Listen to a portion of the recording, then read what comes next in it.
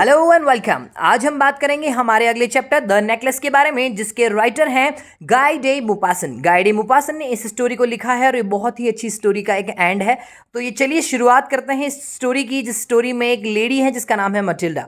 Matilda बहुत ही ज़्यादा सुंदर पर गरीब है और इसी गरीबी की वजह से उनकी शादी जो होती है वो एक क्लर्क से होती है जिसका नाम मिस्टर लॉइजल है। जो मटिल्डा है वो हमेशा सपना देखा करती है कि वो एक अमीर घर में शादी करेगी और शादी होने के साथ साथ ही वो सोचती है कि वो सिर्फ रॉयल फैमिलीज़ के लिए बनी हुई है। पर यहाँ पर किस्मत बिल्कुल उल्टी है और वो ज़िंदगी भर अपने इस किस्मत को कोसती रहती है कि उसका जन्म जो है वो इतने गरीब परिवार में क्यों हुआ, उसका अमीरी में जो जन्म होना था वो क्यों नहीं हो पाया और उनकी शादी ऐसे पर्सन से क्यों हुई। पर्सन का नाम मिस्टर लॉइजल था, इसीलिए अब वो मिसेस लॉइजल कहलाने लगी और हमेशा इन्हीं बातों पे सोचती रहती कि मुझे अच्छे कपड़े और मुझे अच्छे गहने चाहिए। ये सब चीज़ें होती रहती थी और वो हमेशा अपनी इस किस्मत को कोसती ही रहती थी। एक दिन मिस्टर लॉयडल जो है वो अपनी वाइफ के लिए एक इनविटेशन लेकर आते हैं और वो इनविटेशन प्रेसिडेंट की तरफ से होता है।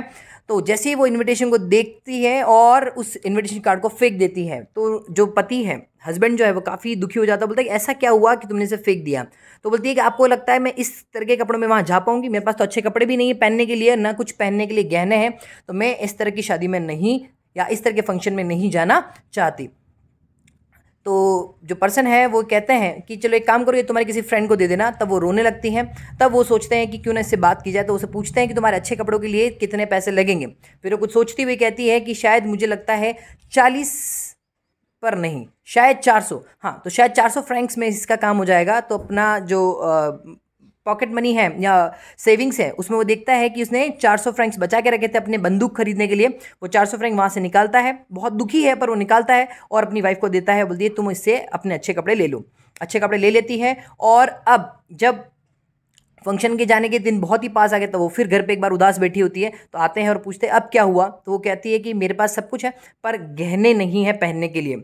तभी उनका हस्बैंड जो है वो कहता है कि तुम एक काम करो, तो अपनी फ्रेंड जो है फॉरेस्टियर उसके पास क्यों नहीं चली जाती, शायद वो तुम्हारी कुछ मदद कर दे। तो वो बोलती है बिल्कुल सही और वो अगले दिन उसके पास पहुंचती है और उसे कहती है और पूरी बात उसे जब बताती है तो वो कहती है ठीक है मेरे पास बहुत सारे गहने, तुम प्लीज़ जो चाहो ले जाओ। और जो फॉरेस्टियर वो काफ़ी अमीर होती है तो वो उसे गहने दे देती हैं। वो उसमें से एक डायमंड नेकलेस पसंद करती हैं और ले आती हैं और ये सब पहन के जब वो पार्टी में जाती है तो तारीफ़ों के पुल बंध जाते हैं। हर कोई उसके साथ डांस करना चाहता है और इतनी तारीफ आज तक उसने कभी नहीं सुनी होती है। पर जब वो घर पहुंचते हैं तो उनकी आंखें फटी की फटी रह जाती है क्योंकि गले में हार नहीं होता है। और यही बात वो अपनी फ्रेंड को, फॉरेस्टर को बताती हैं कि अरे जो तुमने हार दिया था ना उसका एक जो कड़ी था शायद वो निकल गया है, तो वो मैं लगवाने के लिए दे रखा है, तो वो जब तक आता है तब तक मैं तुम्हें देती हूँ। तो बोलती चलो कोई दिक्कत नहीं, मुझे आराम से दे दीजिएगा। इतने में से टाइम मिल जाता है, वो हर तरफ से ढूंढते हैं पर उन्हें वो नेकलेस कहीं भी नहीं मिलता है। फिर फाइनली वो एक ज्वेलरी शॉप में जाते हैं और पूछते हैं कि ये कितने का पड़ेगा इस टाइप का नेकलेस। तो बताते हैं कि ये नेकलेस जो है कुछ 40,000 फ्रैंक्स का पड़ेगा और मैं आपको 36,000 फ्रैंक्स में दे दूंगा। तब वो जो पर्सन है मिस्टर लॉइजल और मिसेज लॉइजल, वो अपने पास पड़ी हुई सेविंग 18,000 फ्रैंक्स, साथ ही साथ अपना घर लोन और बाकी सारा फर्नीचर बेच के उस हार को खरीदते हैं और मिसेस फॉरेस्टर को लौटा देते हैं। और फाइनली उसके बाद उनकी किस्मत बदल जाती है। अब उनके घर में कुछ भी नहीं है, वो एक किराए के घर में रहते हैं और साथ ही साथ सारा काम जो है वो अब वो लेडी खुद अपने हाथों से करती है, जो काम पहले उसे अपने हाथों से नहीं करने पड़ते थे। अब वो झाड़ू पोछे से लेकर सारे काम खुद ही करती है और उसे अब पता चल गया है कि असली ज़िंदगी, असली गरीबी क्या होते हैं।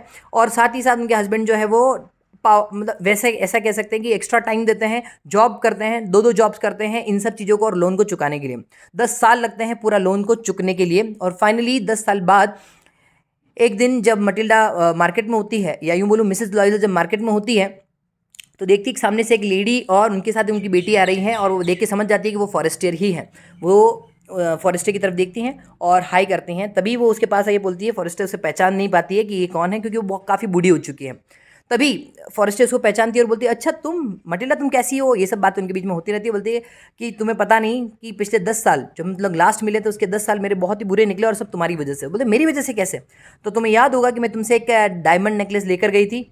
हाँ यस, उसे याद आता है और वो कहती है यस तुम इसे लेके गई थी और वो तुमने लौटा भी दिया, फिर उससे क्या प्रॉब्लम है। तो बोले कि नहीं, वो जो तुम नेकलेस मैंने तुम्हें लौटाया है वो नेकलेस की जो कॉस्टिंग है चुकाते चुकाते हम आज ऐसे हो गए। तो उसे पूरी बात समझाती है, पूरी बात बताती है और अपने लोन के बारे में और अपनी गरीबी के बारे में 10 साल का पूरा इतिहास बता देती है। तब जो है वो एकदम से शॉक हो जाती है और वो कहती है अरे तुम्हें मुझे बताना चाहिए था, बिकॉज ऑफ कि वो जो नेकलेस मैंने तुम्हें दिया था वो तो नकली था, उसकी कॉस्टिंग मैक्स टू मैक्स सिर्फ 500 फ्रैंक्स की होगी। इतना बड़ा अमाउंट तुमने क्यों किया? तुम्हें मुझसे बात करनी चाहिए थी। पर क्योंकि आप समझ रहे होंगे कि इस स्टोरी जो है वो क्या कहना चाह रही है। एक लेडी जो हमेशा अपने आप को कोसती है, अपनी किस्मत को कोसती है, वो शायद ये नहीं पूछ पाई और उसे लगा भी सही कि अगर उसने ऐसा किया तो शायद अगली बार उसे अपना कोई सामान दे ही ना। अब ये लगा और अब उसके बाद वो रिग्रेट ही कर पाती हैं और वो सोचती हैं काश उसने ये सब चीज़ें या अपनी किस्मत को नहीं कोसा होता, ये डायमंड नेकलेस नहीं मांगा होता, तो शायद उनकी ज़िंदगी इससे बेटर कंडीशन में हो सकती थी। ये थी एक छोटी सी स्टोरी अबाउट द मटिल्डा और उसके शो ऑफ करने की ज़िंदगी के बारे में। तो आपसे भी एक छोटी सी रिक्वेस्ट, शो ऑफ की ज़िंदगी को ना जिए, असलियत में रहें और जो कुछ है उसमें खुश रहें। Thank you so much and all the best. Bye.